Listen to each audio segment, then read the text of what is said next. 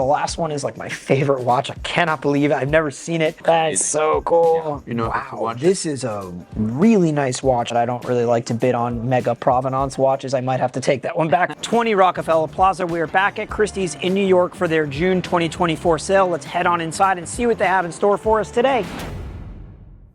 We are back with another edition of Adam mispronouncing French names. We are sitting with my good friend at Christie's, Remi Guillemin. Ah, it's actually wow, look at that, people.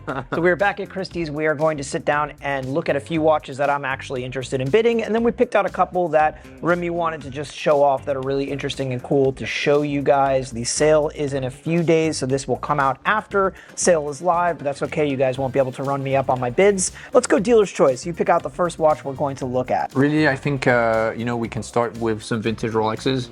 We have a good selection of Daytonas on the tray, and you know, we can start also with a pre kind of Explorer reference, which is always something interesting. You know, vintage Rolex in essence is known, you know, throughout history for being watches that have been heavily, you know, used for explorations or for tool watches. Exactly, tool watches. So this is a perfect example. It's a watch, you know, 98 reference that was used in the 50s for exploration, you know, in the Arctic. This is so-called pre-explorer. Exactly, yeah. So this is a watch which was worn by Mr. Baird in 1953, who was, you know, the captain of the exploration with Jules Marmette, who was within, you know, the team who was exploring. They managed to go in the Canadian Arctic side to explore territories that were never heard of before, you know. So it's always great, and it always captivates, you know, collectors to find Rolex watches which are known for being tool watches, as you mentioned, which were actually at the essence of why these Rolex were designed watches. Yeah. And this is so this is a no way to put it provenance watch, because 100%. A collector is not buying this for the rarity, the beauty of the aesthetic. They're buying this because this is an important watch that was used for serious exploration. Exactly. What does the watch come with? The exploration was detailed, right, you know, throughout history, but the watch comes from the family of the original owner. So it comes with great provenance, basically. As you say, it is a provenance watch. It is what, you know, many Rolex collectors are after. Right. Very cool watch. This is one of the two lots I probably won't be bidding on, and to be completely honest and transparent with everybody, it's very hard as a dealer for myself to buy a provenance watch at auction, because when I then at some point go to resell it, it's just simple facts of life. Everybody knows exactly where I bought it, when I bought it, what tie you were wearing when you were on the gavel, you know, exactly what time at 8:52 in the morning when it hammered. It's just, it's an amazing watch, an amazing piece of history. This deserves to go to like a true collector who loves and appreciates the history of it. And by the way, the first lot that we just spoke about is lot 61 with an estimate of 20 to 40,000. Do you remember what the Everest watch sold for? Exactly, it sold for around 200,000 in Geneva. Okay. Good memory. And again, it had a similar estimate. Yeah, so, and same watch, you know? Yeah, of course. Yeah. So it'd be interesting to see what it sells. I don't know if that's quite the gravitas of the Everest. Of course. So maybe you get above estimate, above the 40,000 mark, but not quite to the 200,000 mark on that. It's always a bit difficult to predict, you're right. Right. Rolex color. I guess let's move on then. Really quickly deviate to the other watch that I probably won't be bidding on, but I absolutely love and I thought is very interesting to talk about. So next we have a reference 2526 Patek. We have a lot 100 with an estimate of 25 to 45,000. I know this watch. I love this watch. Walk us through what this is for everybody. So this is actually a Patek Philippe wristwatch 2526. So important reference, the first reference made in series with an automatic movement by Patek Philippe. Correct. But what differentiates this watch from the 2526 reference is that it was actually commissioned by Senator Johnson, who later became president, in order for him to kind of reward, you know, and give these watches as gifts to his friends and people he was collaborating with. So this actual wristwatch was a gift from Senator Johnson to Senator Kerr, who was the senator of Oklahoma at the time. And you know, there are only 3 known watches with this dial type, 2 of them being in the, you know, Senator Johnson's museum. Right. And these watches were commissioned at Tiffany & Co. with, of course, a great motto, you know, which basically translates to... The golden rule. Yeah, the golden rule, exactly. Do unto others what you have them do unto you, to be exact. Exactly. Yeah. And this one has A lot of patina on the dial. So course. whoever owned this, I guess Senator Kerr, absolutely wore and enjoyed this watch. It wasn't. So yeah, the story goes further. Senator Kerr actually gave this wristwatch to a pilot who flew him safely throughout, an important storm and landed him in good health. So the watch has multiple stories actually, which is really great, and it comes with the Tiffany & Co bracelet actually, which is pretty cool. I just said on camera to all of you guys that I don't really like to bid on mega provenance watches. I might have to take that one back for this one. This is absolutely incredible. Wow. Yeah. Yeah, and you know what? I like the patina because it just shows the honesty of the watch. That's you it. know, like at the end of the day, sometimes you have to buy a watch just because you like it, you enjoy it, you want to wear it, not because it's new old stock or it's absolutely mint and perfect. And then I'm not saying that you shouldn't care about condition, because you absolutely should. Yes. And that's just simple fact of life, simple fact of collecting, not just with watches, but with anything. But sometimes the rarity and the special factors of the watch, especially in this case, the condition, the story behind it, kind of has to make your brain say, okay, it might have a little bit of patina, might have a little bit of aging to the dial, but there's a reason for that, and it's still absolutely beautiful and special. Yes. Yeah. First of all, let's see if the bracelet fits my wrist. It does. All right, we might. And it looks good. Yeah, it looks great. I mean, and the estimate at 25 to 45,000. I mean, come on. Yeah, super attractive. Yeah, listen, I think auction houses like to keep these low estimates sometimes to drum up interest. I don't think it will sell anywhere near that. No. Well, to give you an idea, there's a same watch but better quality that sold in another auction house fairly recently. Yeah. It sold for around 166,000 Swiss franc. Right. From memory, or US dollar. I could see this one getting to the six-figure mark for sure. You know, if it's not, it's going to be close. Yeah. Fantastic, fantastic watch. Okay, let's move on to some watches that I actually brought out because I will be bidding on them. Let's go back to where you were starting with the vintage Rolex, and in particular the Daytonas, because we do have another vintage Rolex on this tray. I guess let's start with the earliest one. Here we have a reference 6238, which is a pre-Daytona reference. This one, I didn't look up the serial number, but it could have been anywhere from like 1958 to 1962 or so. I would say this is probably in the early 60s because it doesn't have one of those early 50s dials. If you guys have been following the channel for a while, you've seen me talk about these. You've seen me with other people, other dealers talk about them and how they're such a great value in the marketplace as opposed to the price point you have to start at to buy a Daytona. These are considerably more rare, especially when you find them in nice condition. And I'm already looking down, this dial looks amazing, which is so hard to find. And you can usually pick them up for anywhere from 10 to 40% less than your cheapest Daytona. You know, obviously if one's like new old stock, it's not going to be that cheap, but you guys have this. This is lot 54, estimated at 20 to 40,000. Any backstory history on the watch? No real backstory. It's just a very nice example of a 6238. Exactly. So very important to look on these is any peeling to the sunburst finish on the dial, and obviously any lume degradation. These plots were actually really flimsy and they fell off very easily, usually at 369. This one has a little bit of loss at 3, but completely normal and understandable, and otherwise perfect. Otherwise lume is perfect. This is an exceptional example. Really nice watch. Nice example. It's hard to find these nice. It's really hard to find these nice. I can't tell you how many I pass on them, and then when you do find a nice one, they want $50,000. I'm like, what are you talking about? No, it's true. Okay, let's move on. Here we have, I think we're almost going into session here, lot 55. It is a Rolex Daytona 6262, so a rare reference, only produced for 1 year in conjunction with the 6264, kind of a transitional model, if you will, with an upgraded movement from the 6239, estimated 50 to 100, which I would say would be like kind of aggressive starting estimate, but then you look at the watch and you immediately understand why. Exactly. I think it goes back to what you were saying with the 6238. It's all about, rarity, but also quality. And then, you have some little additional factors, with the subdials, which took a great brownish color, dark brown color. Dark brown color. No, but you could even see it. I mean, I know we're not under natural light here, but the way the light is hitting this watch, you could immediately see that it's tropical. So the registers have aged naturally from black to brown, from a defect in the paint. Not all of them do this.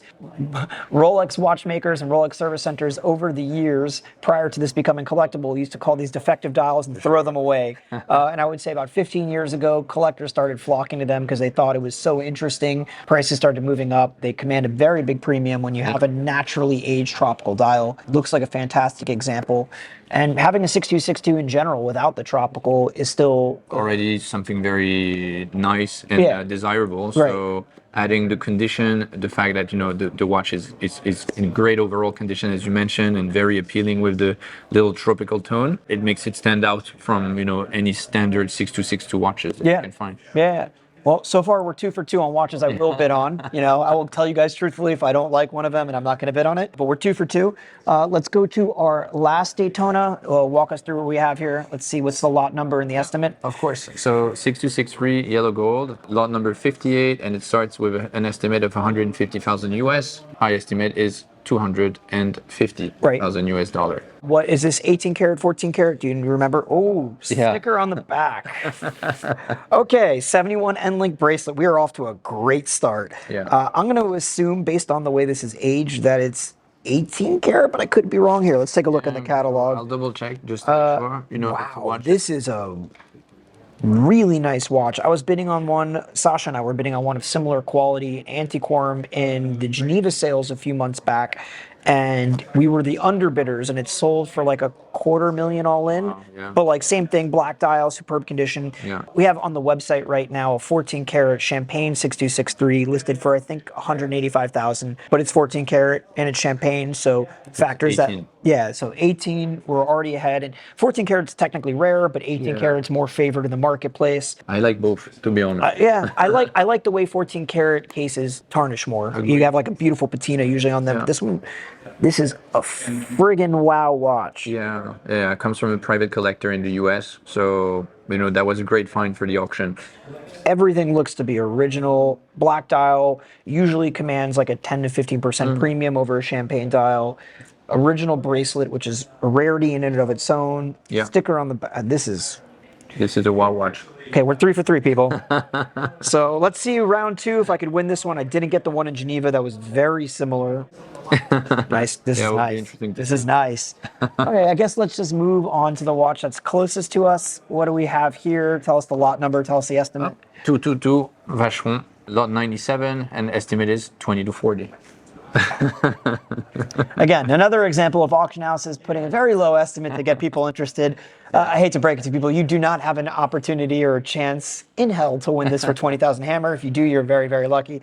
But we have the original jumbo here, not the reissue, so circa 1970. Yeah, you guys have great quality this sale. Like, I'm not just saying that because we pulled these out. I went through the catalog, I pulled out watches that I thought I would want to bid on, like be interested in, at least to inspect for the previews.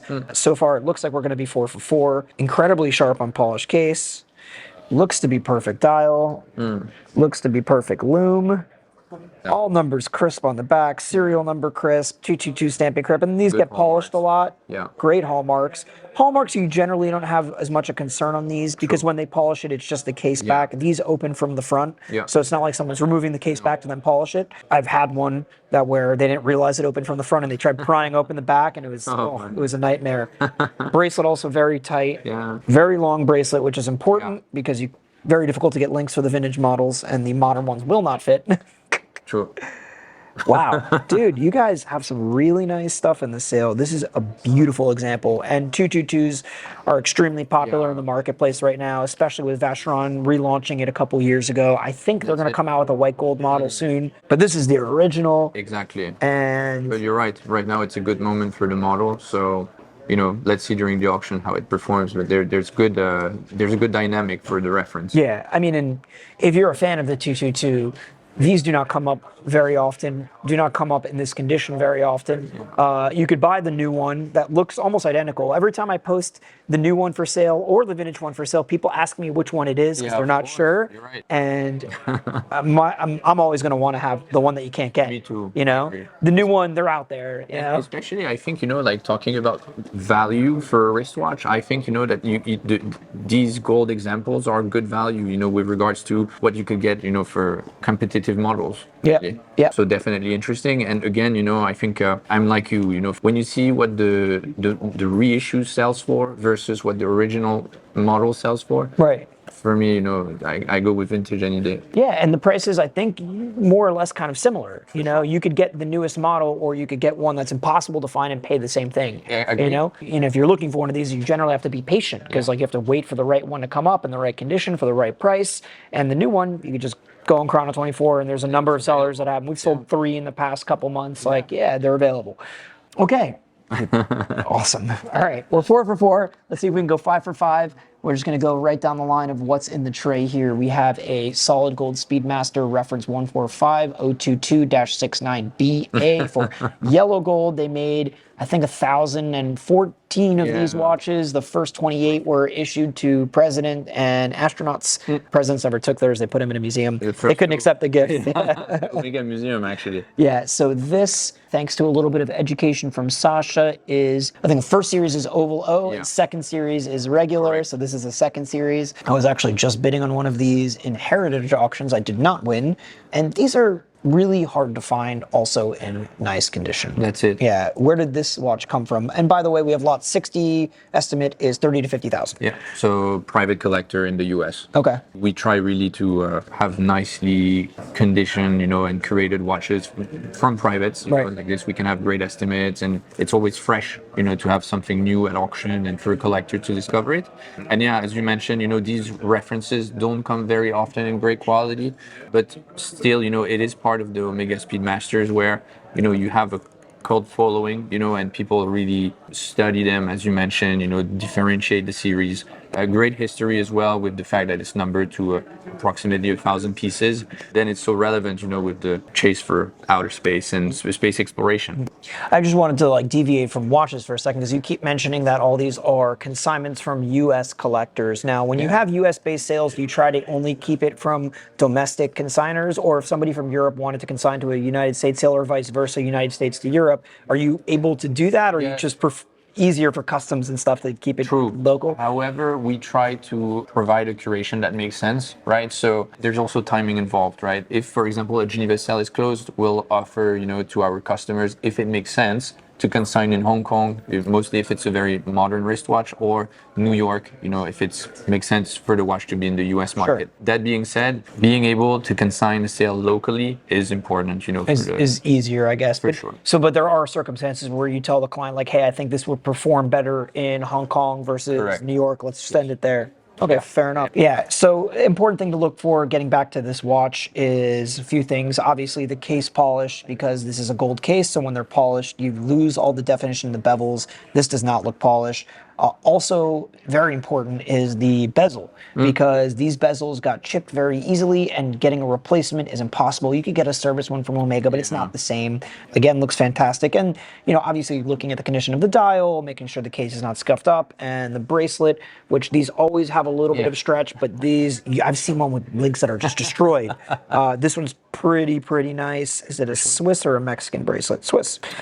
Very cool watch. We are 5 for 5, I'd like to say. Let's see if I can win this one, since I didn't win the one that ended last week. Moving down the line, everybody knows my favorite dive vintage wristwatch, Blancpain 50 Fathoms, jumbo size. This one to be a 70s model, co-signed Aqualung, so it was retailed by the store Aqualung, and it is a no radiation dial, so NORAD is for shorthand what they're called. After Blancpain produced these for civilian use and transitioned away from radium, they have a big sign on the dial that says no radiation, so you know exactly that you are not going to get hurt wearing the watch, not that you would with radium. They wanted to, I guess, comply with new regulations. Exactly. So you have a lot of interesting things going on in this watch, jumbo size, no date model, no rad dial, and then co-signed Aqualung, which a lot of people don't realize. It was not a model by Blancpain of the 50 Fathoms. It was a retailer.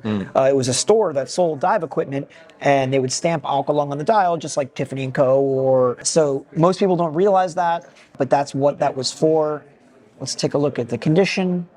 somebody used this. This is the original crystal. It is all scuffed up. Always important to look for cracks in the bezel because these crack very easily, being Bakelite. Looks to be excellent. Yeah. And you know, interestingly enough, these are watches again that you really find in the US market. It's, you know, close to impossible to find them in Europe or even Asia or whatever for some reason. A lot of them were sold in France, and there are a lot of French collectors that have massive collections. I think just all of the ones that were still there got swallowed up. But there was just some recently a small French auction house that auctioned off not just Blancpain, but like ZRCs and like all these small French diving brands and like hundreds of parts and watches. So they're out there. I missed the sale completely. Somebody showed it to me after the fact. But anyways, this looks to be also the original strap, which is amazing. Original Tropic strap, original Tropic strap buckle. I don't know if it was born on the watch, but it looks to be period correct for it. We are 6 for 6, my friend. This is lot 64 with an estimate of 20 to 40,000. This should be probably a $40,000 watch. So right on par. Good stuff, man. Good stuff. Okay, we have 3 watches remaining. We'll let Remy get back to his actual job, not sitting here bullshitting with us. This one, not super vintage. I guess you could classify it as neo-vintage. It is a Cartier Cloche Paris style from, I think it's around this 90s, early 2000s. It was 90s model? Yeah. On the back, I think this is number 63 of 200. Cartier is so hot right now. That Hansel's so hot right now. We've talked about this so many times. Incredible. I think this earlier neo-vintage Cartier is on the rise. You know, I put this in the same category of an era of Cartiers like the Paris Crash, the Benoit LNG, a lot of these models from the 90s that are kind of having their moment in the sun, especially because sometimes the earlier stuff from the 40s, 50s, 60s just gets way too pricey. Sotheby's had one of these yesterday. I was the underbidder. He let me split the bid, and then it still went $1,000 more. And then, like, after the math, it just wasn't working. But I really like the Cloche because of this. The model was designed to function as a table clock as well. Just an interesting design. I think Cartier, 100%. so many interesting designs. Exactly. And I think that's why people are gravitating to the brand. You really could find your individuality through Cartier. Yes. There's so many different options out there. What do you guys have the estimate? Oh, reasonable. Very reasonable. Yeah. It's not 73, estimated 15 to 25,000. Do you remember if this is box papers? Let me check real quick. It is complete. Complete. Certificate Great. of origin, box, outer packaging. Produced 1997. Yeah, Dated. limited edition Sold certificate. Yeah. Cool. So Okay. a nice complete example. Okay, so we are, what now? 1, 2, 3, 4, 5, 6, 7 for 7. I mean, that one wasn't, you don't have to be as concerned so much about the condition issues because there's a little bit of a newer model, neo-vintage. Yes. Although I've seen some Paris crashes in auction recently that have had scratches on the dial, so or, you have to start paying attention. Yeah, or for example, dials that have been, serviced, and therefore Cartier would completely change the dial to a newer one, and you kind of miss the signatures, or it's just something that, they do. So as you say, it's good to You have to pay look at the little attention. details. Yeah, it's not as crazy of an inspection as a watch from the 40s, 50s, 60s, but you do need to start paying attention because these watches are now getting old enough that parts will be changed, they'll be serviced, condition might play a role. And also, as you mentioned, the value has risen in the last 3-4 years tremendously. Yep. So you need to start paying attention as always. Okay, we've got 2 more left. The last one is like my favorite watch. I cannot believe it. I've never seen it. We'll get to it in a second. Before we do, I bought a COMEX in auction full set last year, very similar to this, although it was a 666 Sea Dweller. This is a reference 16800 Submariner, lot 63 with an estimate of $45,000 to $65,000, which is very reasonable for a matte dial Submariner COMEX. COMEX, if you guys don't remember, was a French diving company that did expeditions, explorations, research, and is one of the only companies, if not the only company, that Rolex kind of did a collaboration with to sign their dials and have them sold exclusively for COMEX and for their employees. Which is something that's not done anymore. Ever, yeah. Only Submariner and Sea Dweller models. They did it for a long time, matte dials, gloss dials, all the way up until like right around 2000. I think the last one was a 16610. Always important to look for these is what it comes with. It's okay to buy one watch only, but when it has at least box and papers, and even better provenance being a full set. Does that come with it? Of course. That comes with it? Yeah, of course. No way. So this has like full provenance. I haven't looked into the particulars of this watch yet, but this one has box papers. It's a great set of accessories, papers as well, and it comes from south of France, actually. And it comes with a diving suit. Not from the US. That is super cool. Yeah. I don't know if I'm going to be able to win this one. I think this will probably go for more money than I paid for the last one. It also has a beautiful brown age like tint bezel, like a purple brown hue. Condition wise, case is nice. It's been polished, but it's very nice. Dial and lume are perfect. You know, and you always have to check on these because they were used as dive watches. They were literal, like the Explorer before. Exactly. Tool watches, you know? It'll be interesting to see what this sells for, but we are 8 for 8. I will be bidding on it, or at least I'll be waiting to see if I could buy it for the right price. And also because I just want to make our videographer guy wear that in the office. I think it's his size. I think it's his size. Okay. Last but not least, we have lot 84 with an estimate of $25,000 to $45,000. It is an Audemars Piguet Quantième, again, French pronunciation, not my strong suit. Perpetual calendar. They made so many different variations of this reference. This one on an integrated, I wouldn't even know how to describe this bracelet. Just like an unusual pattern bracelet, but with a kind of double bezel here, diamond marker inner bezel, onyx plied outer bezel with sapphire indices, blue to match the hands and the moon phase. So cool, so cool. I had no clue this existed. I need to put this on my wrist. This is absolutely wild. I think this is gonna blow out estimate 25 to 45. I mean, put it this way, a regular 36 millimeter round case, AP, QP. So basically this watch without all the extras on just a leather strap is still a 20K plus watch. So this one's very special. The bracelet is plenty long, and because of this bezel, it makes it look so much bigger. Agreed. Oh my God. Yeah. Is it? Do you know if the measurement is the same? I'll tell you right now. This is wild. And does it AP confirm when it was produced? I'm assuming in the 80s or sold in 81. Okay. So this is absolutely wild. 38 millimeter wide. 38 millimeters. Wow.